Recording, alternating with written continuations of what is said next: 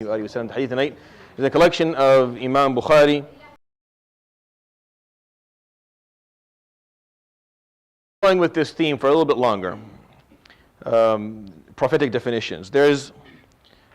I'm going to find it and share it inshallah in the group. I have to just go find it. There's a PhD dissertation that was written by I think one of the a student in Jamiat al-Medina, either Medina or Ta'if, I don't know.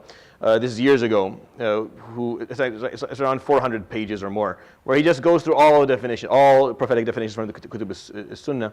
And this didn't exist when I wrote my thing, so I didn't use it then. But I found it years later when I was looking into the topic as something to discuss, and it's a very well written. And I'll share it inshallah. It's in Arabic for those who want to read it. And the Prophet ﷺ defines things for us, and I think we should listen to what he says. And we should take his definitions seriously and consider them and make sure that we use them to guide us in understanding human concepts and basic topics. And the hadith tonight is a very famous one. It's very short. يقول عليه الصلاة والسلام ليس الغنى عن كثرة العرض وإنما الغنى غنى النفس. So he defines عليه الصلاة والسلام this hadith wealth, I guess. Because I don't know how else to explain this in English in an appropriate manner. Because ghina in Arabic comes from the concept of istighna, where it means lack of need. So ghina means lack of need. So it's not necessarily wealth. It's more lack of need. So if I don't need something, أنا غني عنه. I don't need it. That's why يا أيها الناس أنتم الفقراء إلى الله والله الغني. إن تكفروا فإن الله غني عنكم. Allah does not need you. He's not in need of you. So, but the word ghina in Arabic during the Prophet ﷺ's time became wealth as well. Like that's how they understood. That's why we translate it that way. If you go back to the origins of the word in Arabic, it's more lack of need. But during his time, the word ghina meant wealth. So someone who is ghani, someone who does not need other people because he is wealthy. So it's understood as wealth. So he wanted ﷺ to explain to us what wealth is, how he views wealth. And this is, brothers and sisters, this definition is one of the most profound things that have ever been said by any person. But because we grow accustomed to his profoundness, alayhi salatu wasalam, we start just kind of overlooking it. Listen to what he said. He said that wealth is not based on kathrat al-arad, based on having a lot of commodities. Al-arad are things that you can sell, you can buy, you can move, you can own, you can not own, you can break, you can destroy, you can use, you consume. This is what arad is, something that it's a variable of life that you can have or not have, and it moves around. He says wealth is not based on the accumulation of commodities, of having more of them, or having the ability to buy more of them. Exclusively, wealth is the lack of need that you have inside of you. Ghina nafs. And this is where when he says وَإِنَّمَا الْغِنَى ghina. So he's saying indeed exclusively ghina, which is wealth.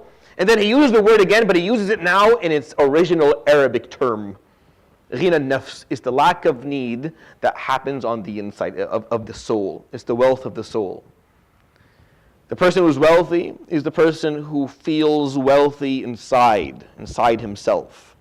He feels wealthy inside here.